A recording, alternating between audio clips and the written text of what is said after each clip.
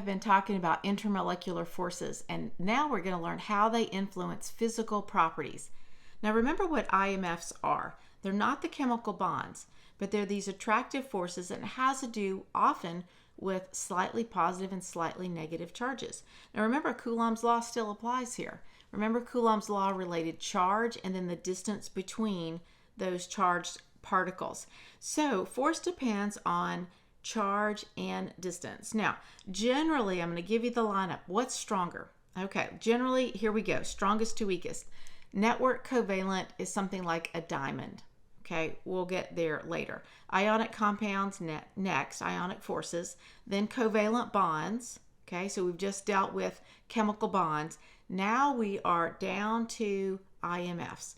So the strongest IMF is generally hydrogen bonding, then dipole-dipole, and then London dispersion forces. I say generally, not always. Sometimes they can mingle. Okay. Now, other attractive forces that we need to be considering is ion to dipole, right? Because we have a positive or negative and a slightly positive, slightly negative, and then ion-ion forces. So let's talk about what are we looking for. First of all, how do you determine what IMFs are present?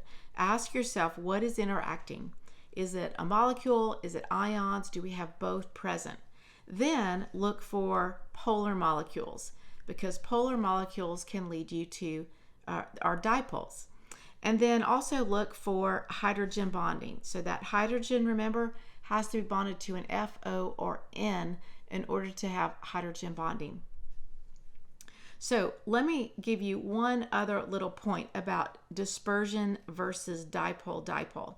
Generally, dipole-dipole forces are stronger than dispersion forces. But at what point do dispersion forces become very significant? And they can. And that is when one molecule is much larger. So if we have one really large molecule, it has a bunch of electrons, the dispersion forces can overtake the dipole-dipole forces of something else. And so this is just one little thing. You might want to make a note of that. And that can influence physical properties. Now let's talk about physical properties and how this relates. Okay, think about magnets. The stronger the force attracting magnets. One time I had a student bring in some neodymium magnets that were so strong I couldn't physically pull them apart. It was crazy. So think about it. The stronger the magnetic force, the greater the force it takes to overcome that force. Well, that's what IMFs are. There are these attractive forces that hold particles together. So the stronger the IMF, the greater the force it takes to overcome that force.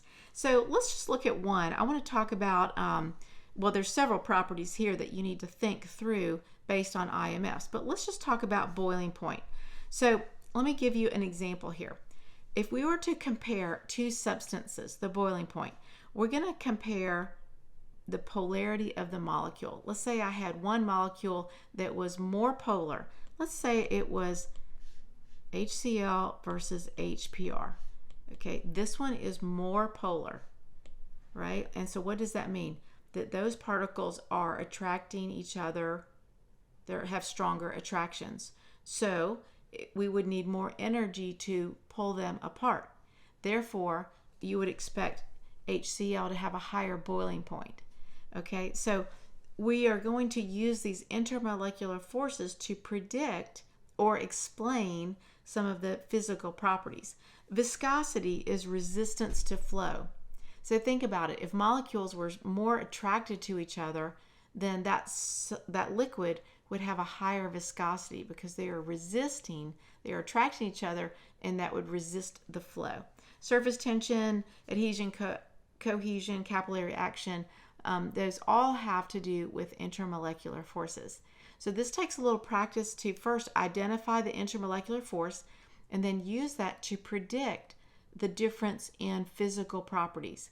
Also, you may be given physical properties and have to predict the IMFs based on those. So it goes kind of both ways. I hope this gives you a little understanding of how intermolecular forces influence and create physical properties of substances.